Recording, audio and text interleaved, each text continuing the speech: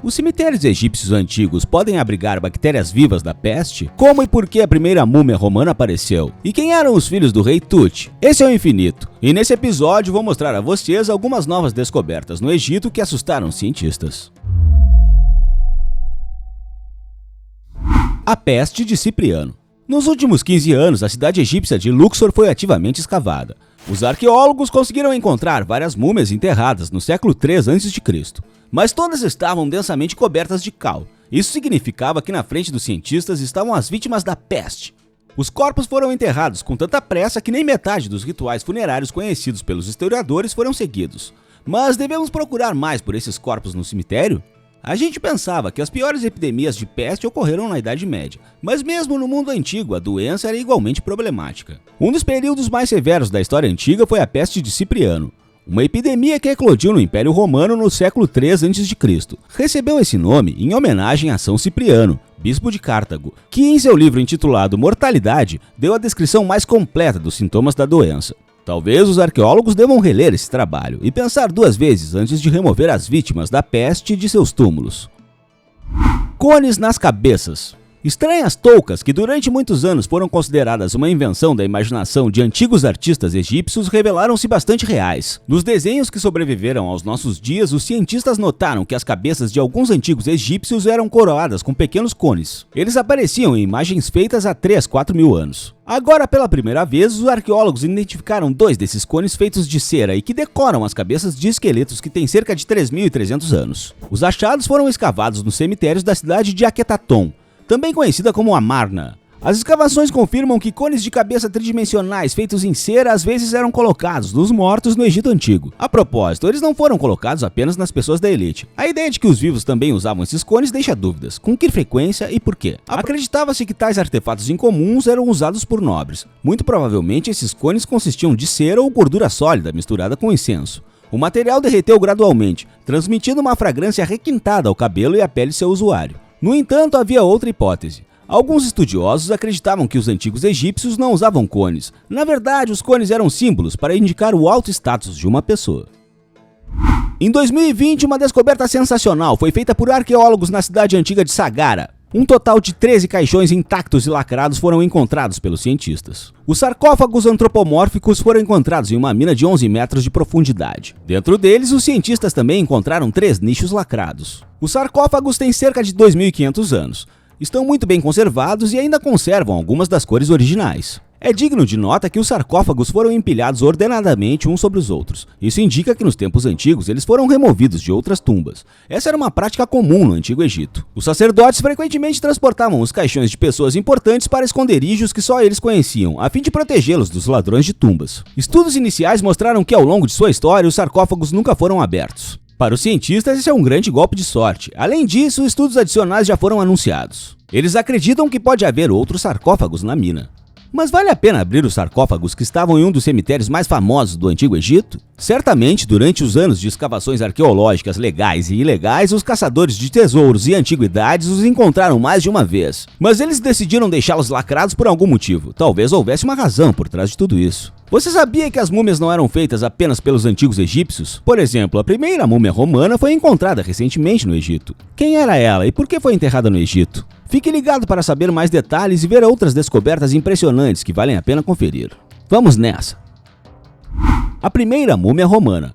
Em 2010, uma descoberta surpreendente foi achada em um oásis no deserto no oeste do Egito. Entre os muitos túmulos no oásis havia um estranho sarcófago. Eles presumiram que a múmia de uma mulher estava guardada dentro dela. Ela foi enterrada durante o domínio romano no Antigo Egito. E nem preciso falar isso se você ver o sarcófago. Os cientistas acreditam que o achado pode ser seguramente a primeira múmia romana. A aparência do sarcófago é notavelmente diferente daquelas que os arqueólogos encontraram antes. A escultura de pedra na tampa lembra mais as tradicionais esculturas romanas do que os baixos relevos reais dos egípcios. Infelizmente, os cientistas não conseguiram descobrir nada sobre a identidade da mulher enterrada. A múmia estava lindamente vestida, mas nenhum símbolo distintivo indicando sua origem ou profissão foi encontrado no sarcófago. No entanto, ainda há uma chance de lançar alguma luz sobre esse mistério, porque os cientistas continuam a escavar no oásis. Quem sabe em breve saberemos quem foi a primeira múmia romana. A cidade mais antiga. Sempre pensamos que os antigos egípcios foram os criadores de uma das primeiras civilizações desenvolvidas em nosso planeta, mas os humanos já estavam no Vale do Nilo muito antes de os construtores das pirâmides chegarem lá. Quem eram eles? Uma equipe de arqueólogos egípcios e franceses realizou extensas escavações no delta do Nilo para encontrar a resposta a essa pergunta.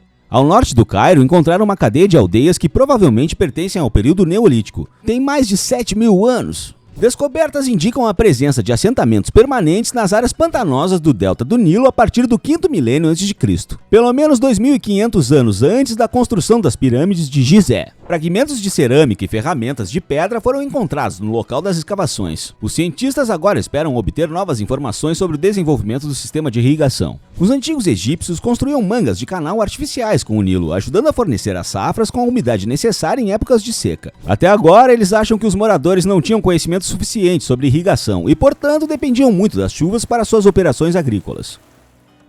Arca da Aliança. Os eventos bíblicos sobre os quais lemos nas escrituras sagradas ocorreram há mais de 2.000 anos. Alguns dos objetos e artefatos mencionados no Antigo e no Novo Testamento existiram e foram encontrados por cientistas. Não sabemos quantos são falsificações póstumas. Mas agora os arqueólogos estão mais interessados em encontrar artefatos bíblicos que pesquisadores do passado nunca foram capazes de encontrar. Um desses artefatos é a Arca da Aliança. Descrita no Antigo Testamento, o objeto sagrado era uma arca na qual as tábuas de pedra da aliança com os 10 mandamentos eram guardadas. Acredita-se que ela tenha sido apreendida pelos egípcios quase imediatamente após a morte de Salomão, durante um ataque à Judéia, e levada por eles para a cidade de Tanis, no Egito. É essa versão que foi a base para o filme Indiana Jones e os Caçadores da Arca Perdida. Ninguém sabe o paradeiro da arca, só podemos esperar que ela possa ser encontrada por acaso. E essa esperança não é sem sentido. Em 2020, perto de Jerusalém, no antigo assentamento de Beit Shemesh, os arqueólogos estavam escavando um templo de 3.100 anos. Eles acharam uma mesa de pedra no templo, que lembrava o local da Arca da Aliança descrita na Bíblia. Os arqueólogos que trabalhavam em Beit Shemesh não faziam ideia de que estavam lidando com um dos maiores santuários da antiguidade. As escavações aconteciam desde 2012, mas a enorme tábua só foi encontrada apenas no ano passado. Mas onde está a arca? A tábua está muito próxima da fronteira com o Egito, então a arca ainda pode estar por lá, na terra dos faraós. A múmia que grita.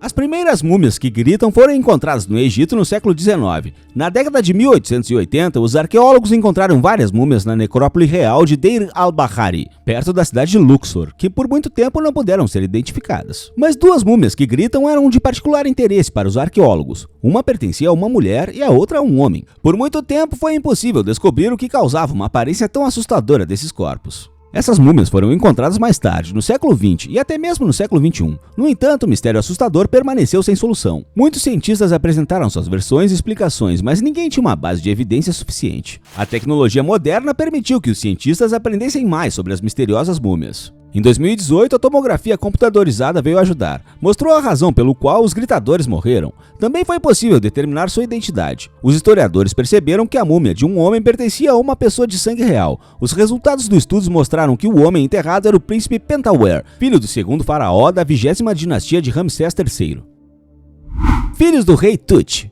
Por muitos anos, a história dos dois bebês enterrados como múmias na tumba do famoso faraó Tutankhamon permaneceu um terrível mistério. No entanto, pesquisas recentes foram capazes de lançar luz sobre as razões desse ritual. Há muito se pergunta se as pequenas múmias encontradas na tumba do rei Tut nasceram prematuramente, se os filhos do governante morreram ou se símbolos sacrificais de inocência para acompanhá-lo em sua vida após a morte. Os testes genéticos realizados em 2008 dissiparam essas dúvidas. Eles mostraram que os filhos eram gêmeos e que seu pai era um faraó. Do ponto de vista forense, os resultados das tomografias e dos testes genéticos não são totalmente claros. Diferenças foram encontradas no material genético das crianças. Era 99,7% idêntico, mas não 100% como deveria ser no caso suposto. Claro que alguns historiadores continuam a duvidar que os filhos do rei Tut foram encontrados na tumba. No entanto, muitos cientistas acreditam que é bem possível. Isso é tudo, pessoal. Os cientistas precisam mesmo abrir túmulos antigos ou é melhor deixar os mortos em paz? O que você acha? Diz para mim nos comentários. Obrigado por assistir e até a próxima.